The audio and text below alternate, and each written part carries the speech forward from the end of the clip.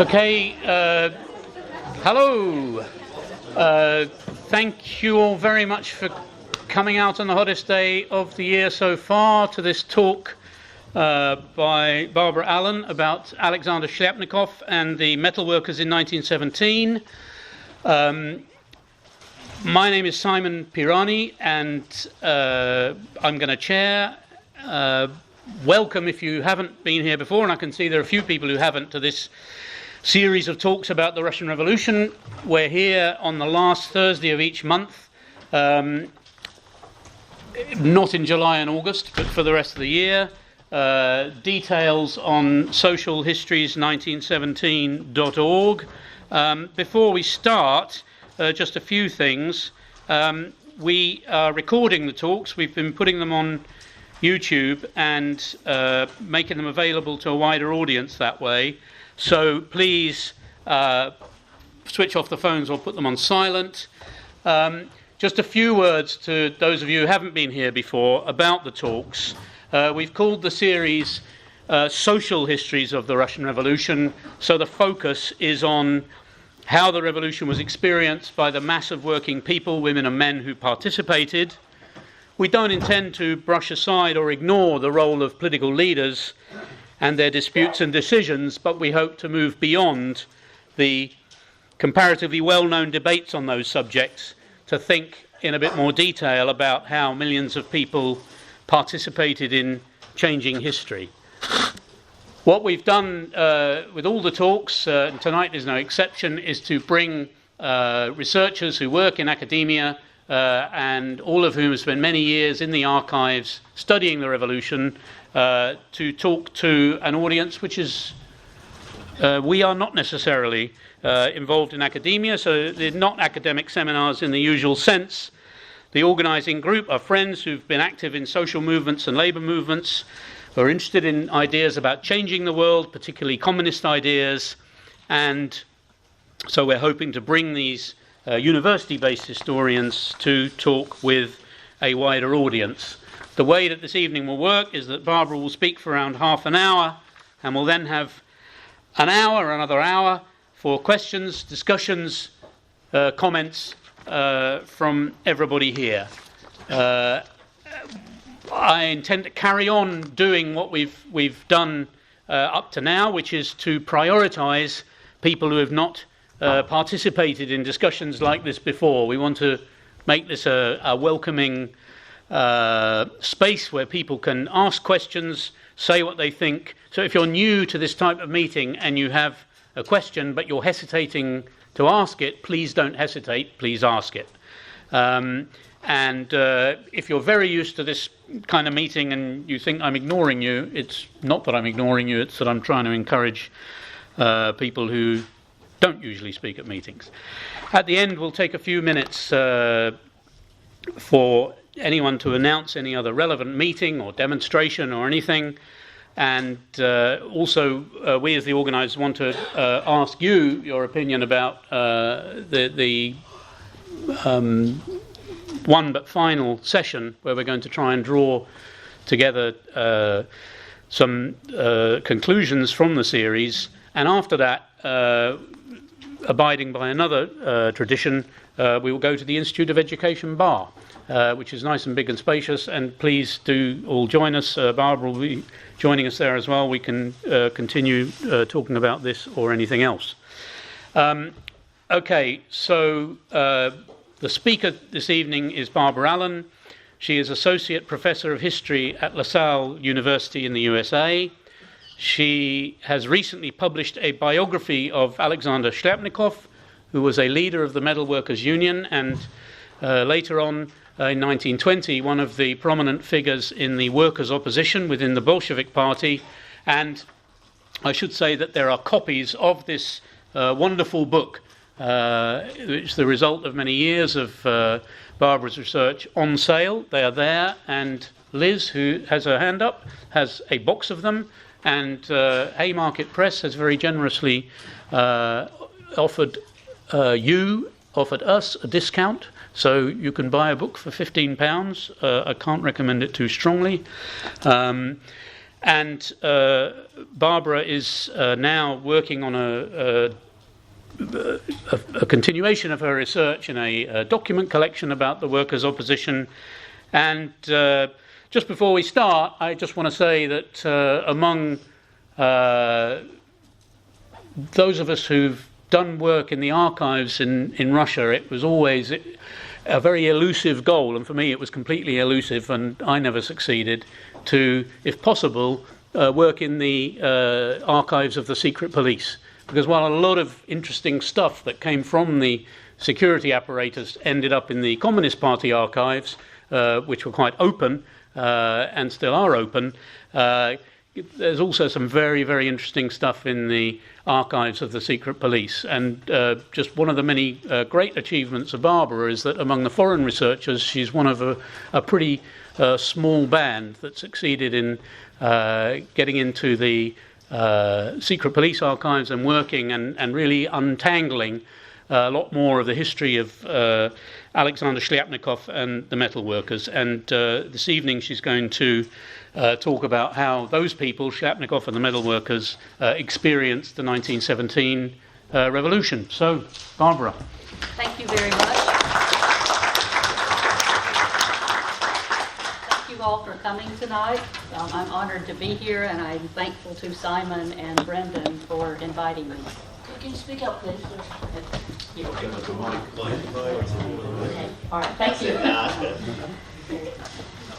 Much of the political history of the Russian Revolution of 1917 focuses on the roles of political parties, but glides over the role that trade unions and their leaders played. When I researched and wrote a biography of the Russian communist metalworker Alexander Shlyapnikov, I became convinced of the importance of metalworkers' union leaders in the events of 1917. This aspect of the revolution is what I wish to dwell upon today.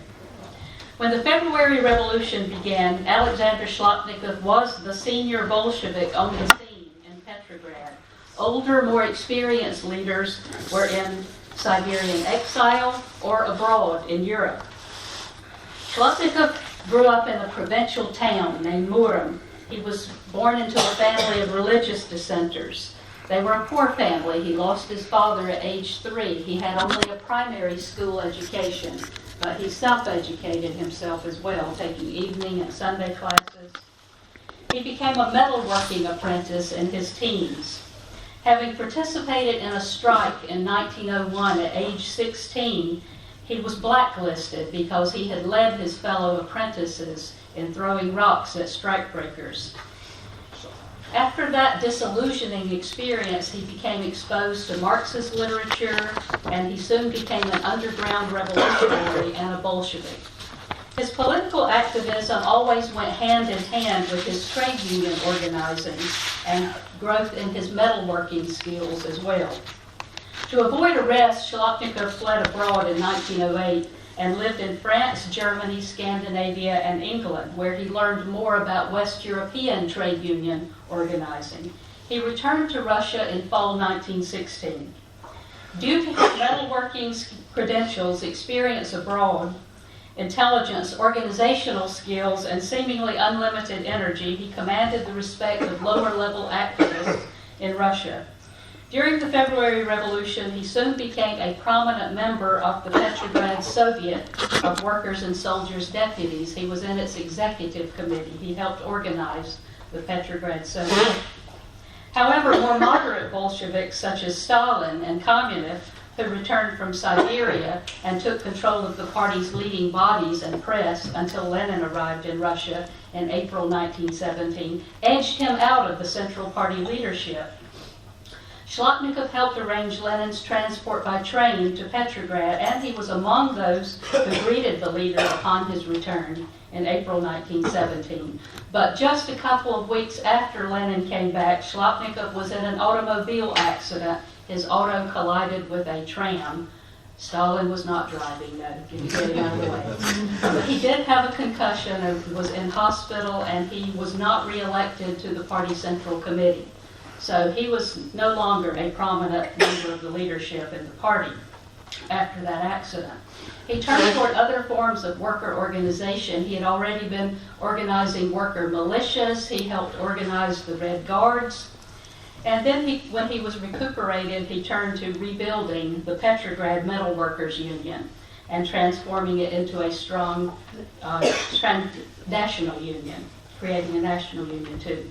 His actions as chair of the Metalworkers Union in 1917 strengthened his conviction that unions were of crucial importance to the workers' revolution. He spent a great deal of time and energy attacking the problems faced by the union, and his role as a trade union leader would deeply influence his positions on political and economic problems. In summer 1917, he and others expanded and strengthened unions with the goal of making them strong partners in negotiation with the heads of capitalist enterprise. Day-to-day immersion in the details of negotiating wage rates and other matters of union organization demanded much of his attention in the summer and autumn of 1917. However, political transformations and the sharpening economic crisis frustrated his efforts to improve workers' lives and encouraged him and others to support more radical measures. Despite a high level of activism, metalworkers were among the last industrial workers to form a citywide union in Petrograd in 1917. Reasons for this included individual metalworkers' political activism, such as leading demonstrations and organizing Soviets, the prominence in metalworking factories of elected factory committees, which had a stronger tradition in Russia as forms of workers' organization than did trade unions, and the strong craft loyalty of many skilled workers, which made membership in a craft union more attractive than membership in a union of the industry in which they were employed. Finally, district patriotism motivated some metal workers who worried that a central leadership could be less responsive to them than district-level leaders. Finally, on April 23, 1917, a constituent assembly of Petrograd district-level metalworker union representatives formally approved the Petrograd Metalworker Union's statutes. On May 7th, a citywide delegates council elected a central board composed of Shlyapnikov, the unaffiliated socialist Alexei Gostyev, and the Menshevik I.G. Volkov. Having recovered from injuries sustained in his car accident, Shlyapnikov chaired the first session of the Central Committee of the Petrograd Metalworkers Union on May 27th. By June 11th, union leaders had begun to register the unemployed in labor exchanges and to find work for them. They also set up a journal called Metalist, meaning metalworker. More importantly, they had begun to mediate conflicts between workers and industrialists, which was a major step towards boosting workers' confidence in the efficacy of a union. In many ways, the work of the Petrograd Metalworkers Union laid the foundation for the All-Russian Metalworkers Union, which worker delegates from across Russia formed in late June and early July 1917. Delegates elected Shlyapnikov and 3 other Bolsheviks to its Central Committee, which also included 4 Mensheviks. Shlyapnikov and the Menshevik Volkov tied for the largest number of votes. Gostyev, the 9th member, soon aligned himself with the Bolsheviks. Shlyapnikov was elected chair at the first meeting of the Central Committee on 29 June 1917, perhaps due to Gostyev's swing vote. Aside from making the Petrograd journal Metalist the all-Russian organ of the union, the committee could do little else at that time. All-Russian union leaders attended regional metalworker conferences of workers in the artillery department, and Soviet meetings advised regional unions on organizing and distributed literature to regional unions. Several members returned to their work in their provincial unions. Those remaining in Petrograd became absorbed in wage rates negotiations. Before the All-Russian Metalworkers Union could fully function, many local problems had to be resolved, including the rivalry for members between the unions and the factory committees. Shlyapnikov numbered among the moderate union leaders, including Bolsheviks and Mensheviks, who favored subordinating factory committees to industrial unions. Bolshevik radicals, on the other hand, advocated an independent role for the factory committees. At the first conference of the Petrograd factory committees held on May 30th to June 5th, 1917, radical Bolsheviks won approval of a central council for the factory committees, thus unifying the factory committee movement. The alarmed moderates saw this as a threat to trade unions, but the radicals held a stronger position. The Metalworkers Union rejected the principle of factory committee independence and quickly asserted that the trade union was to take priority over the factory committee in responsibility for workers' conduct. Furthermore, it declared that only the union could represent workers in negotiations with factory owners and the state, and in matters relating to workers' supervision, that's the word I use for control, workers' control, supervision of factory operations and working conditions. Finally, it called for completely subordinating the factory committees to the unions, which directly challenged the authority of the Central Council of Factory Committees. In the face of so many factors dividing metal workers, Shlyapnikov and other union leaders searched for something to unite them. They found this in the struggle for a system of wage rates for all categories of workers, upon which union leaders and industrialists would agree. This would address workers' dissatisfaction with working conditions and wages. Factory committees had begun the fight for higher wages, but union representatives decided that a uniform standard was necessary. Uncoordinated efforts to achieve higher wages were paralyzing and fragmenting the labor movement. The union sought to create a more rational system of pay and working hours, to increase wages for unskilled workers, oversee hiring and firing decisions, and to establish a procedure for the arbitration of disputes. The wage rates agreement proved to be the most successful means of uniting metal workers around their union, attracting workers away from factory committees and craft-based unions, and building a strong organization. As chair of the Metal Workers Union, Shlyapnikov assumed primary responsibility for drawing up and negotiating the wage rates system. He was well informed about wage rates agreements already in place in Western industry because of his activity in French trade unions before World War I and his studies of unions in other Western European countries. Alexei Gostyev, who then worked alongside him, recalled about 10 years later that Shlyapnikov's authority and competence proved indispensable in this difficult struggle. He and others in the commission based wage rates on the minimum cost of living, on professional qualifications, the difficulty and complexity of work, and the danger of working conditions. With no pre-existing collections of statistics to guide them, commission members collected statistics on their own, factory by factory, and determined prices of essential goods, groceries, food supplies. The union's contract categorized workers by skill level and length of work experience. Before settling on a rate system, trade union leaders and the Wage Rates Commission had to agree with leaders of unskilled metal workers who were especially militant in the spring of 1917. Their already low wages devastated by inflation, unskilled metal workers formed their own union in early April to press for wage increases. In June, they joined the Metal Workers Union for greater negotiating leverage. In early June, the unskilled metal workers of Vyborg district in Petrograd presented their wage demands to the leadership of the Metal Workers Union. A strike of unskilled workers at the large Putilov works briefly disrupted negotiations between union leaders and the unskilled, but also gave teeth to union demands in negotiations with factory owners. Shlyapnikov and other Petrograd Metal Workers Union leaders entered wage rates negotiations with the Society of Factory Owners and Manufacturers on June 22nd. The Metals Department of the Provisional Government's Ministry of Labor, which was created in May 1917, mediated. Union leaders and representatives of the factory owners soon came to an initial agreement, but on June 25th, the citywide delegates council of the Petrograd Metal Workers Union raised obstacles to a compromise.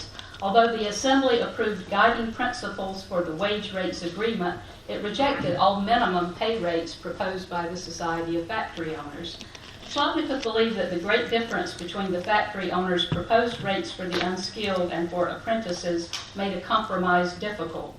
Delegates especially fiercely objected to the factory owners' proposal that workers maintain a certain level of productivity in order to receive agreed-upon wages.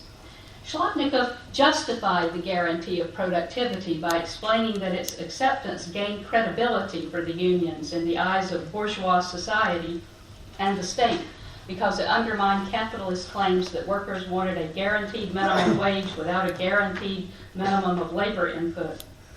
To allay the concerns of union delegates, the union's negotiators replaced the provision guaranteeing productivity with a provision on output norms, perhaps only a semantic difference. Before presenting the norms resolution to the Delegates' Assembly, Shlyapnikov had it approved not only by the Metalworkers Union's Central Board, but also by all the Petrograd district boards and representatives of the Soviet and of the political parties represented within it. Finally, union leaders threatened to resign if delegates did not cooperate. A delegates' assembly on July 2nd caved in to their leaders' pressure and accepted the guarantee of productivity. Nevertheless, delegates made the caveat that such a guarantee made obligatory future discussion of implementing workers' supervision of production. The Russian word is control, but that really means supervision in English. In their opinion, that was the only way to guarantee both labor productivity and the productivity of the enterprise as a whole. With the successful compromise, union negotiators calculated that they would soon agree with factory owners. On the next day, however, an abortive radical socialist uprising known as the July Days intervened, increasing friction between workers and industrialists and disturbing the wage rate negotiators' timetable. The imminent collapse of a Russian military offensive, accompanied by a sharpened crisis in Petrograd's food and fuel supply, brought about a crisis of confidence in the government, which itself was in crisis after the July 2nd resignation of cadet ministers who opposed Ukrainian autonomy. The result was the July uprising. Soldiers began the uprising on July 3rd. Members of the Bolshevik military organization assisted them despite the Bolshevik Party Central Committee's orders to the contrary.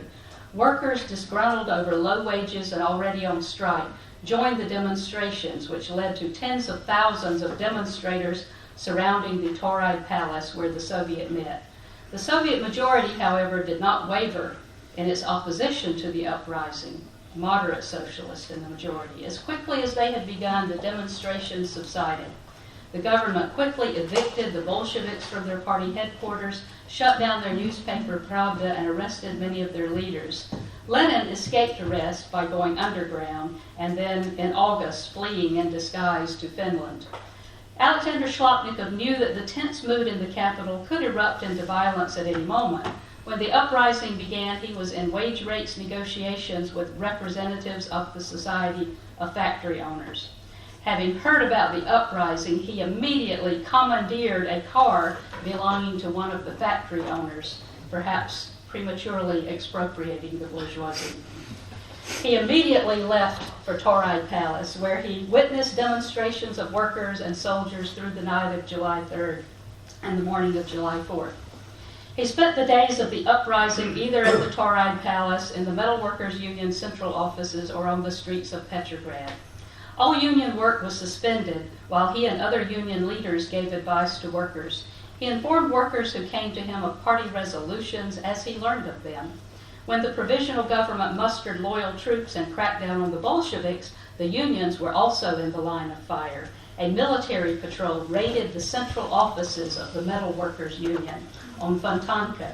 But Shlyapnikov's presence there as a member of the Petrograd Soviet's executive committee saved the union from being shut down. The Trud publishing house, which printed much material for the Metalworkers Union, a trade union publishing house, was closed and some of its staff arrested. Its closure delayed by at least a month the publication of the first issue of the Metalworkers Union's journal, Metalist. Shlyapnikov attempted to use his authority as a member of the Soviet to get the staff of Trud released, but he was unable to guarantee their safety. So he demanded that the Soviet free them. He and other Bolshevik trade union leaders arranged for trade union and factory committee leaders to denounce the allegations against Bolshevik leaders of having been German agents. There was little he could do to help the Bolsheviks further, for the popular mood had turned against them. Instead, his attention returned to resuming wage rates negotiations, which the uprising had derailed. By the time wage rates negotiations restarted on July 12th, The Society of Factory Owners, emboldened by the government's success in crushing the uprising, had decided not to compromise.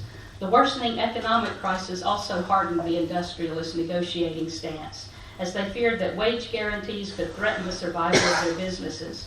Thus, the factory owners replaced liberal negotiators with more conservative ones who contested norms of wages by groups and categories. The industrialists' objection to rates was especially adamant in relation to unskilled workers who made up the largest portion of the workforce.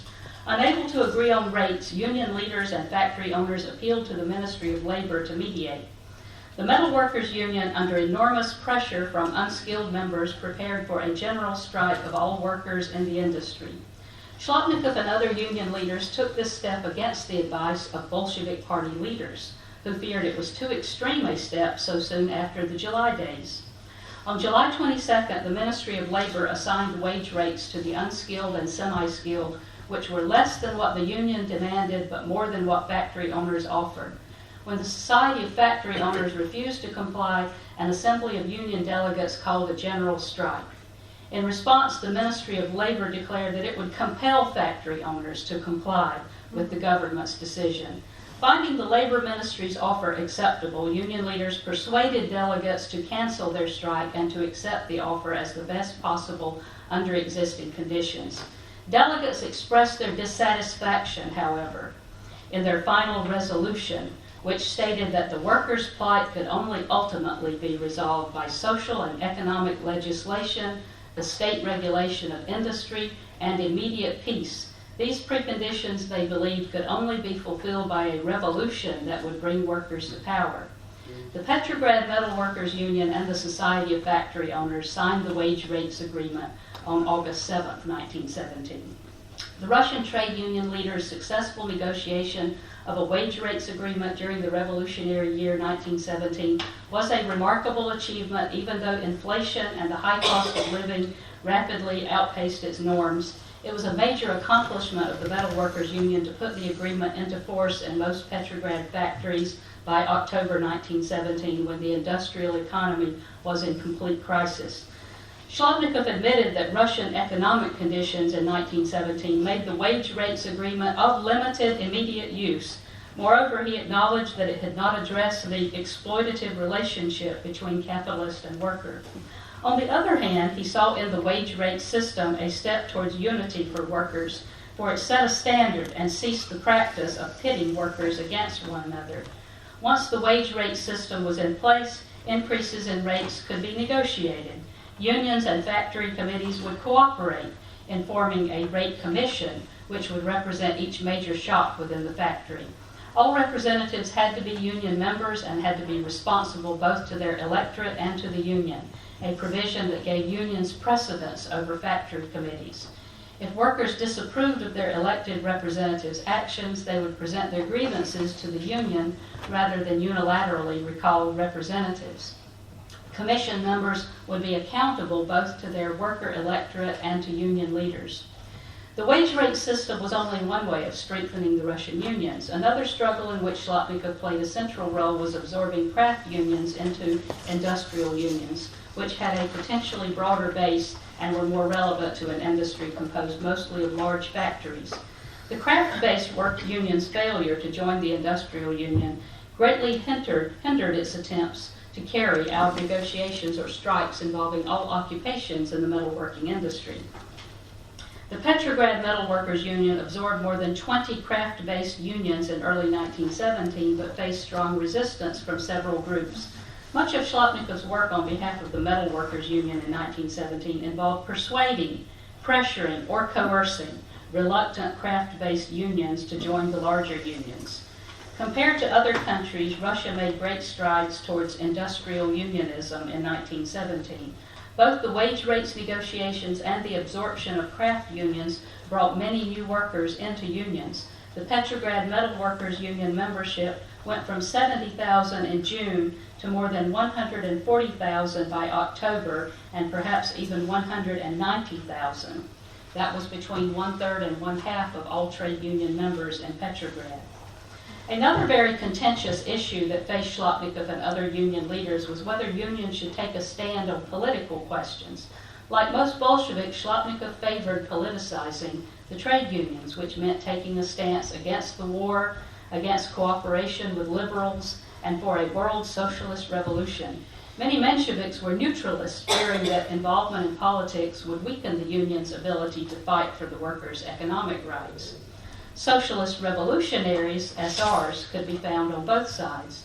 Some neutralists thought that trade unions should push for greater social and political democracy, but that unions should not take stands on individual political questions. In 1917, many Mensheviks and SRs worked within the Petrograd Metalworkers Union. Despite his deep commitment to Bolshevism, Shlyapnikov was able to work with non-Bolshevik socialists in the Metalworkers Union in 1917 on the wage rates agreement, even though they were divided on some political questions.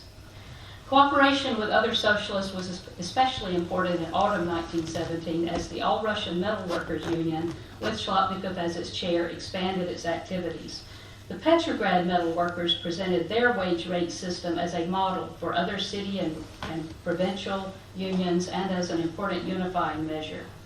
In fact, Shlyapnikov emphasized to those outside Petrograd that the wage rates agreement's main benefit in the current conditions then was as an organizing and mobilizing tool.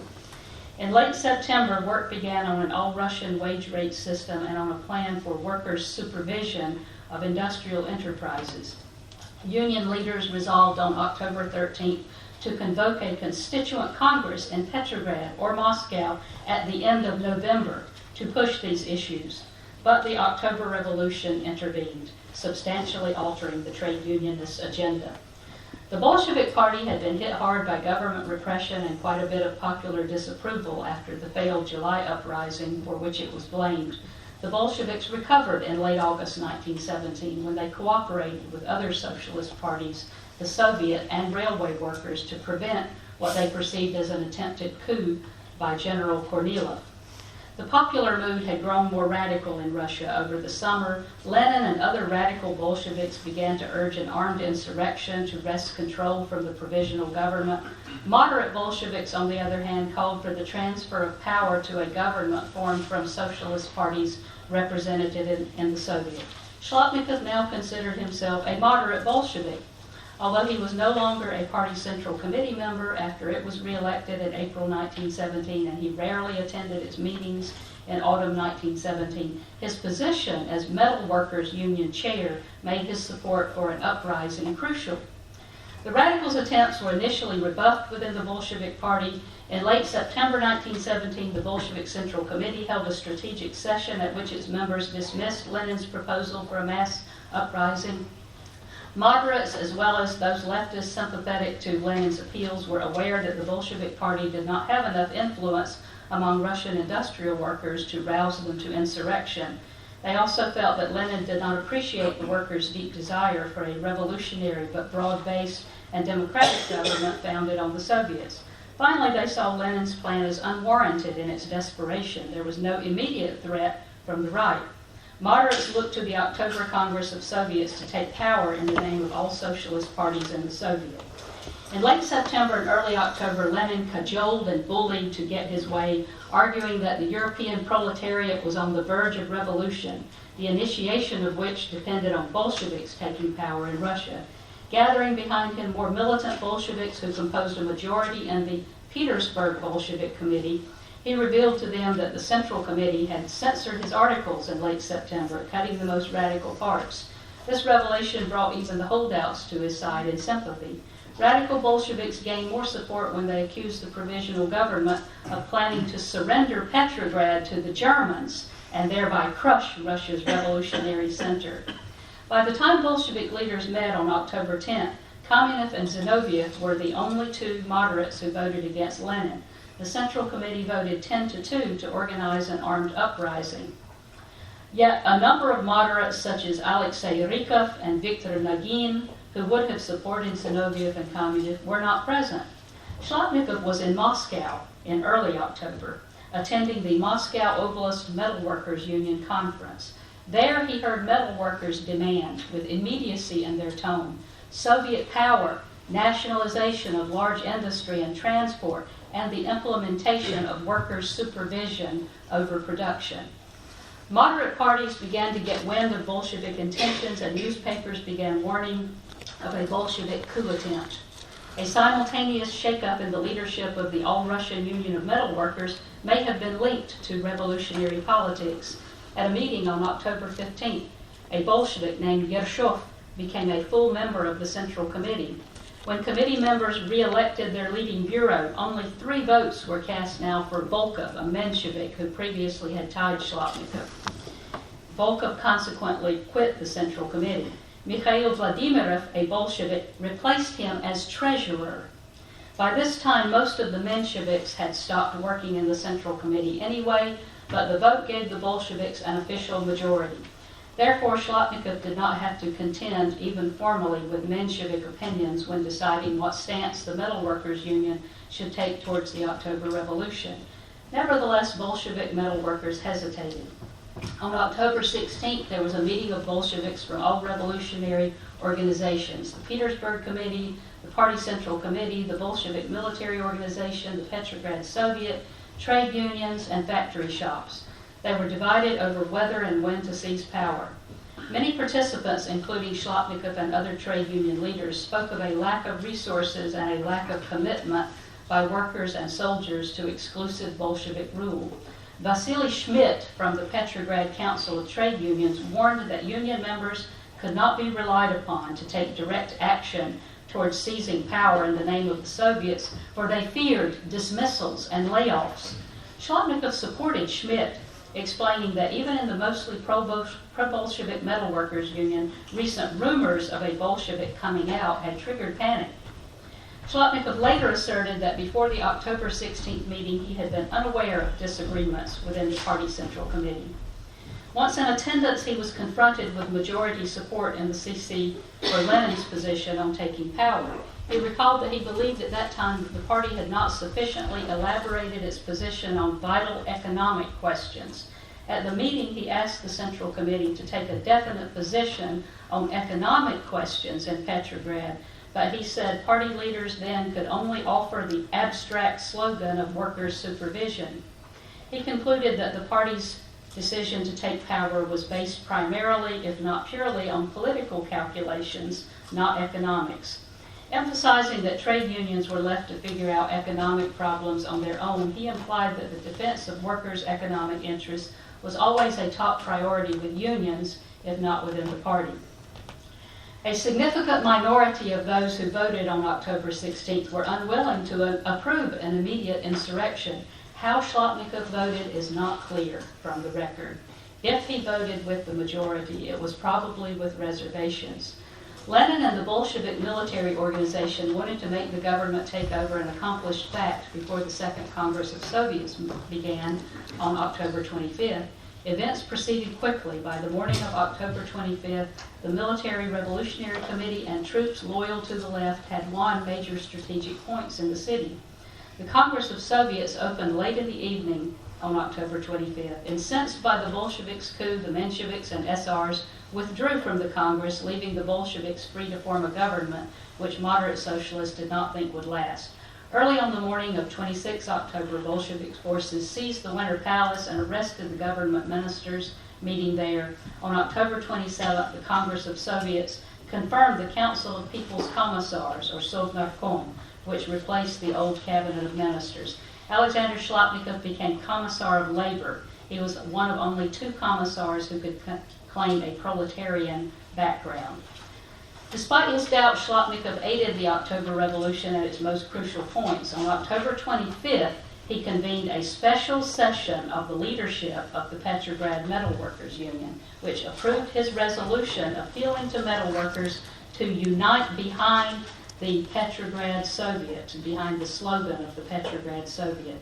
The union also agreed to give the Petrograd Soviet 50,000 rubles from its funds. That's under Vladimirov, the Bolshevik, as treasurer, who replaced the Menshevik Volkov in that position. Mensheviks later accused Shlyapnikov of having purchased the post of Commissar of Labor due to this. Shlyapnikov organized fighting and medical brigades of metalworkers, gathered weapons at the Putila factory for the Red Guard, and collected barbed wire for defense of the approaches to Petrograd.